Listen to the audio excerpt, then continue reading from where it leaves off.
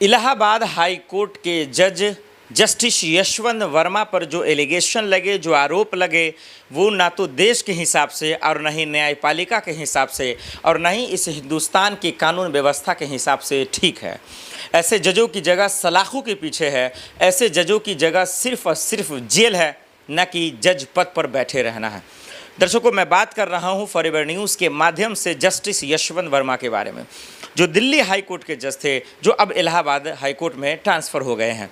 उन पर कितने आरोप हैं, उनके बंगले में जो 500 की नोटों की गड्डी जली, इसका सच अब तक लोगों के सामने ना आना, ये इस बात की गवाही देता है कि हिंदुस्तान का कानून व्यवस्था और उसको चलाने वाले लोग सिर्फ और सिर्फ बिक ही नहीं गए हैं, मर गए हैं। क्योंकि इस देश में इतना बड़ा स्कैम हो रहा है, घोटाला हो रहा है, धांधली हो रहा है।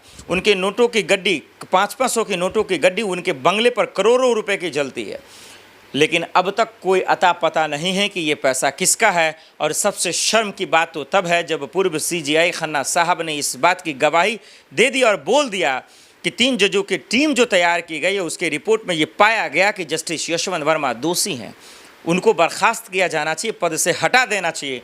लेकिन इसके बावजूद उसको ना हटाना, इससे बड़ा शर्म की बात कुछ हो ही नहीं सकता। अब सोचिए, जब सिस्टम से सवाल ना पूछे, सरकार से सवाल ना पूछे, गृह मंत्री से सवाल ना पूछे, तो क्या इस देश के बाबाओं से सवाल पूछें? क्या मुल्ला से सवाल पूछें कि जस्टिस यशवंत वर्मा का इलाज क्या हो सकता है, उनका जांच कौन करेगा? क्या दिल्ली पुलिस से सवाल नहीं पूछे तो किससे पूछा जाए? दर्शकों, आइए इस वीडियो में आपको बताते हैं कि इनको बचाने वाला गुंडा कौन है, जस्टिस यशवंत वर्मा को बचा कौन रहा है, और ये सिर्फ और सिर्फ महाभियोग लाने का जो झुनझुन्ना है वो कौन दिखा रहा है। इस पर विपक्ष जो सवाल उठा रहा है, उनका उतना तवज्जो नहीं दिया जा रहा। क्यों नहीं दिया जा रहा है?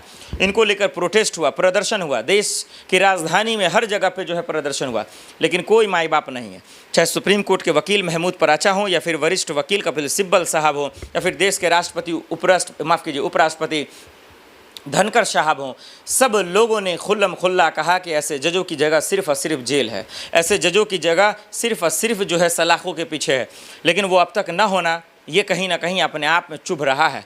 और चुभता तो और तब है जब इस देश में कानून है, इस देश में सिस्टम है, एजेंसियां हैं, इसके बावजूद अब तक ये पता ही नहीं चला ये पैसा किसका था। और इससे भी बड़ा अफसोस की बात तब है, एक अजीब सी बेबसी तब लगती है जब इस देश में एजेंसियां हैं, इस देश में गवाह भी हैं, यानी उस मामले के भी गवाह तो है ही है इस देश में। यानी कि जो 500 की नोटों की गड्डी जली, वहाँ के चश्मदीद गवाह भी बोल रहे हैं। गवाह सिर्फ 1 और 2 नहीं है, 60 से 80 के आसपास गवाह हैं। सीसीटीवी फुटेज हैं, वीडियो रिकॉर्डिंग है, कॉल रिकॉर्डिंग है, तमाम मोबाइल खंगालने के बाद भी सबूत मिल गया, फॉरेंसिक रिपोर्ट है। लेकिन इसके बावजूद भी है जस्टिस वर्मा का बाल बाका नहीं हो पा रहा। अब वो महोदय पूरी सीना तान कर 56 इंच के सीना को बना लिए हैं और कह रहे हैं कि ये रिपोर्ट ही गलत है, कह रहे हैं कि हमारा ये पैसा ही नहीं है, हमने कोई स्कैम ही नहीं किया है। तो जस्टिस वर्मा का ये बोल ये बताता है कि इस देश का सिस्टम क्या कमज़ोर तो नहीं है। भाई, आप जब यही पता नहीं लगा पा रहे हैं कि जो नोटों की गड्डी जली वो किसका है, तो आप क्या पता लगाएंगे? चलिए मान लेते हैं कोई सबूत नहीं होता, कुछ नहीं होता, वो तो पाया गया। 3 जजों की टीम ने जब रिपोर्ट तैयार किया वो भी पाया गया, चश्मदीद गवाह है। और आपको दर्शकों बता दूं कि जब ये नोटों की गड्डी जली, जब दमकल के अधिकारी का पहला बयान आया, वहीं पे दिल्ली कमिश्नर साहब भी थे, उन्होंने भी अमित शाह जी को इन्फॉर्म किया। जब अमित शाह जी को सबसे पहली जानकारी गई इस घटने की, इसके बावजूद इस मसले पर मट्टी डालना, इस मसले को पर्दे के पीछे धकेलना, ये बताता है कि सरकार की मिली भगत से क्या घटना को अंजाम तो नहीं दिया गया, क्या सरकार की मिली भगत तो नहीं थी, क्या सरकार के किसी नेता, किसी मंत्री, किसी कार्यकर्ता का पैसा तो नहीं था।